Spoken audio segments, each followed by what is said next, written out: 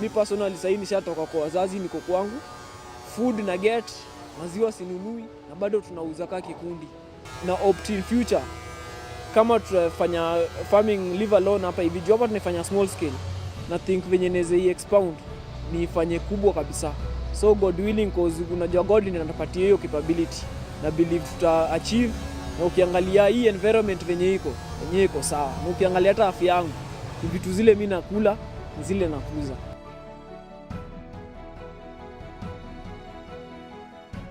The story of this young man offers a glimpse into what is possible with urban farming.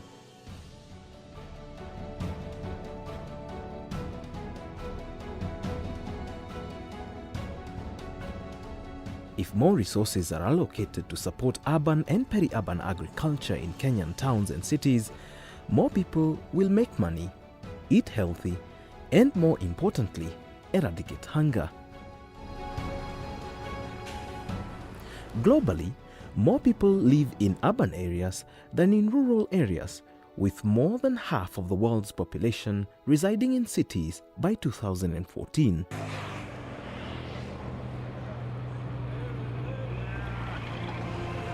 Urbanization in the developing world is occurring faster than cities can absorb, rapidly shifting poverty, food insecurity, and malnutrition from rural areas to urban centers. Between 2005 and 2010, the annual average urban growth rate was higher in Africa than in any part of the world. In Kenya, it is estimated that urban areas account for 45% of the population.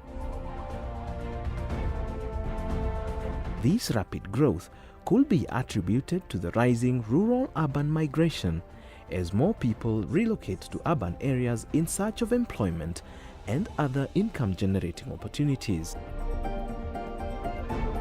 With only few job openings, people struggle to make a livelihood, and many end up living in slums. Here, there is competition for the most basic requirements for survival, including air, water, and food. Several studies have revealed that urban agriculture could make a big contribution to urban food security and income generation. The government of Kenya, recognizing the role of urban agriculture, started the Urban and Peri-Urban Agriculture Project, UPAP. It is projected that every 1 year, upwards of 4% of the population is moving to urban centers. It means the stress will continue, the strain will continue on food resources, and there is therefore need for us to have packages and programs that help us address the issues of food and nutrition security within the urban centers. And this is the background which gave rise to the program which is called the Urban and Peri-Urban Agriculture Program within the State Department of Agriculture.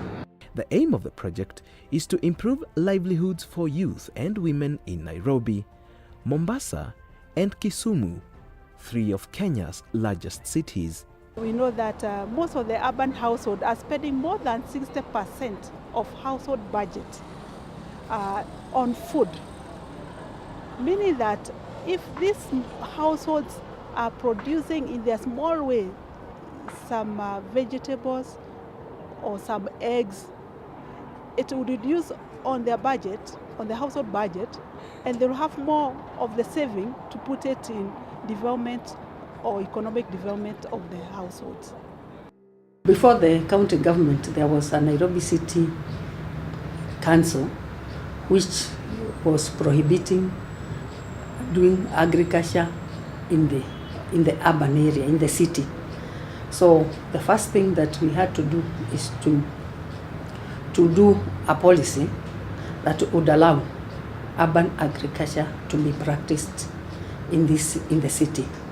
So that was done, and currently we already have an Urban Agriculture Promotion and Regulation Act 2015.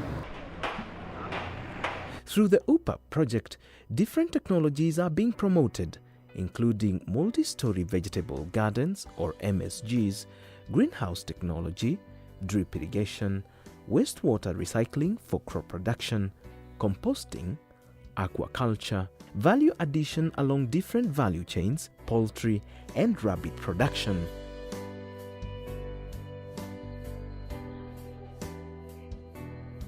The Multi-Story Gardens or MSGs project is being implemented in selected informal settlements. Urban and Peri-Urban Agriculture Project received a major boost in the implementation of multi-story gardens through a collaboration between the State Department of Agriculture, Ministry of Devolution and the National Youth Service. Jointly, these partners continue to implement multi-story vegetable gardens as part of the Slums Upgrading Project. The State Department of Agriculture provides technical training and oversees the establishment of multi-story gardens. The National Youth Service, on the other hand, supplies all the required materials. By January 2015, in Kibra alone, 10,000 multi-story gardens had been constructed and vegetable seedlings planted. 600 youth had also been trained on establishment and maintenance of these multi-story gardens. Our future lies with this youth. We have to train the youth, and we are telling the youth farming is cool, but we are saying do farming as a business. Do not do farming as a way of life. If you focus it like any other business of operating a kiosk and the others, you'll get income from it.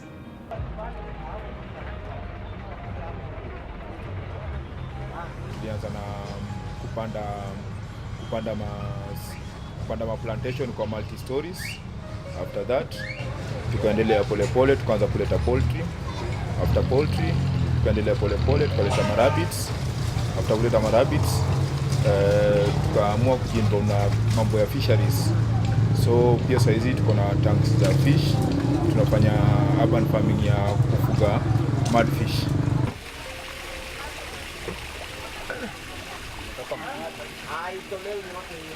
Project ya fish inajenga ganji sana. Kama saizi hizi fish inafaa zichukue kama ziko about 1 week old, and after kitu kama 6 months zitakuwa ziko fully grown, fully matured, na itategemea na weight yake. Kuna zenye za go for 400 shillings na zenye za go for 300 shillings. So at the end of after about 6 months utakuwa uko poa sana. Na hii container moja ina contain fish 100.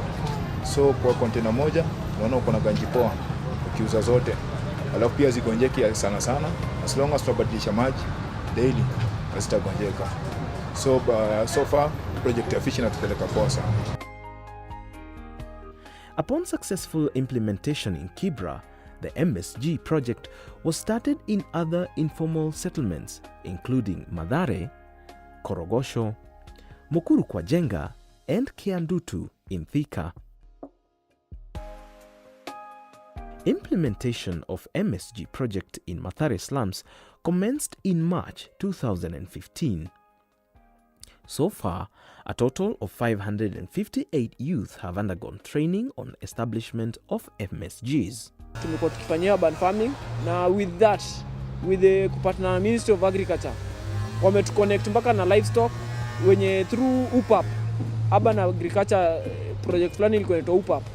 Walikama wakatufund mpaka na mashine ya kutengeneza makaa. So hiyo unapata bado tuna recycle lile waste ya kutoka kwa shamba, tunatengeneza zile briquettes. Imefanya wasee wamekuwa social. Ime create awareness within community na youth. Kuna zile time my youth na community wako wakipatana. But sasa with the Gardens Act, at least imewaleta together, hiyo togetherness. Again, ime create jobs na inaleta income. Kwa wale wase like wenye wako down, kuna wale wase wako na low income, so unapata wame earn a lot. The project target is to establish 10,000 MSGs in Mathare slums. Currently, the youth have established about 4,800 MSGs, fully planted with vegetables, mainly kales and spinach. The project of establishing a multi-story garden is fairly simple. A tin can is filled with rocks and placed in the center of an upstanding cereal bag. A mixture of soil and compost is then added to the bag, and more rocks are added as more soil is added.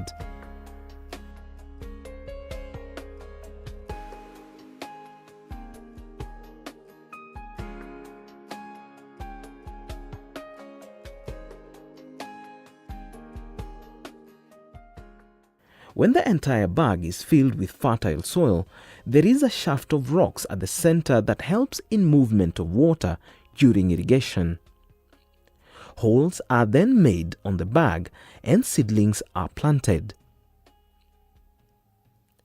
This technology is suitable for areas where water is in short supply.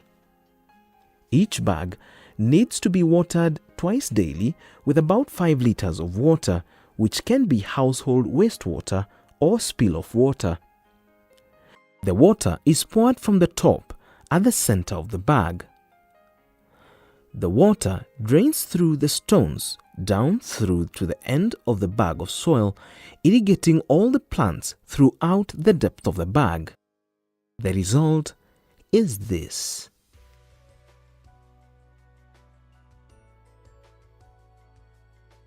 The project is creating employment for the youth by engaging them in small income-generating activities, creating a cohesive society with social equity in a clean and secure environment.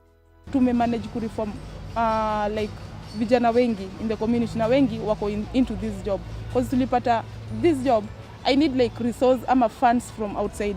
Tuli discover resources are us. Hizo funds, capitals ni sisi, as in it need manpower, ina need kuelewana, yani ina need like us. Tukiwa pale ndani, we don't need like resource fund from outside. Mostly ulikuwa wapata unaleta mtu hapa na kuambia, ai mimi siwezi fanya agriculture. So tulikuwa tunaambia like, it's not a matter of siwezi fanya, it's a matter of umetaka job. Now think, what else can you do? Hii pia ni kazi. So far so good, naona wenye walijiinvolve in, walifurahia na hata wataki kutoka. Na wale wako wamejiinvolve in, wanataka kuja kuwa join. After the 2007 post-election violence, a group of women from different tribes came together, and through urban agriculture, they continue to foster peace and cohesion among their members. Sahi naona kila mmoja ako na interest after gaining this knowledge. Wanatoa ushuhuda tukiwa hapa, kila mtu anasema mimi nimesikia kilimo ni kitu mzuri, kila mtu ako na kitu amelima nyumbani.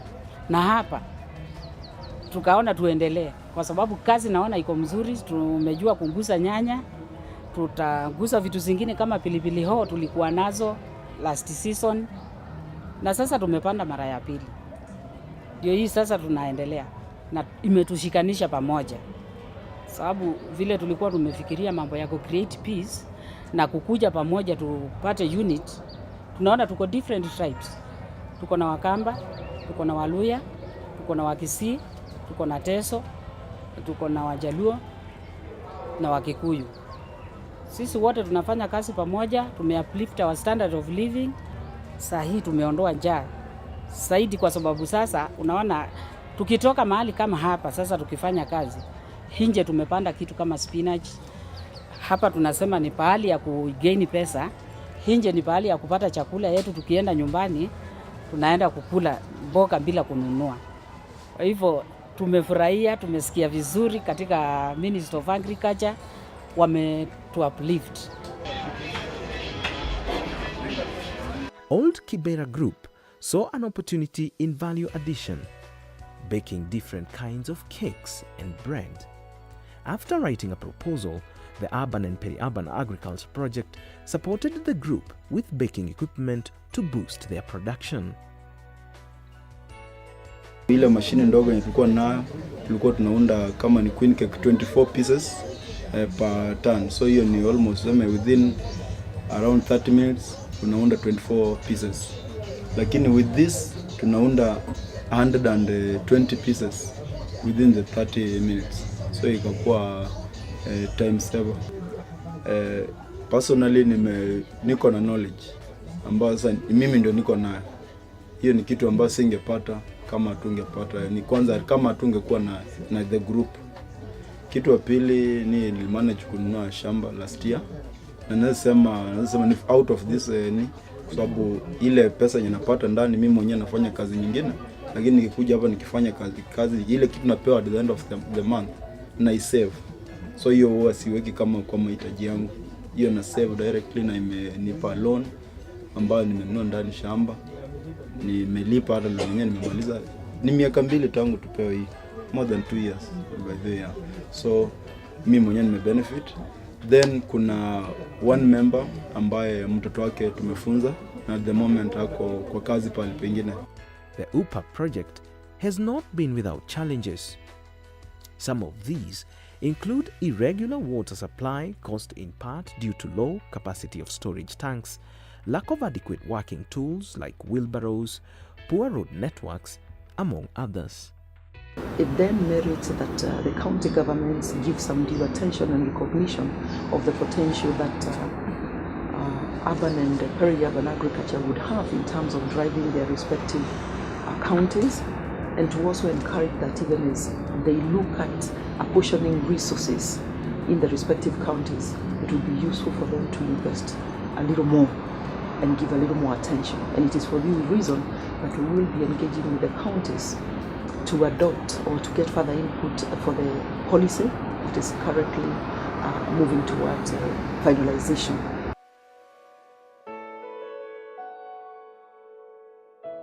Urban agriculture can feed the cities, and it can also provide the so much needed jobs for the youth.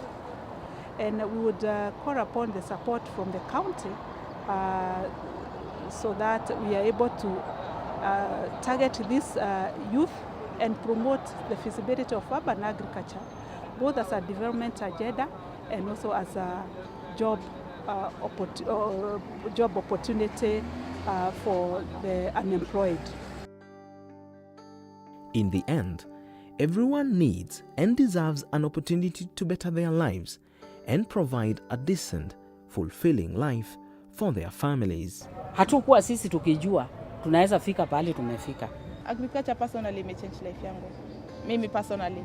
Actually, I'm amongst those people mwenye hawangeweza kwenda shamba. But again, really find myself being in the garden, like seriously. So personally, I'm so grateful to it.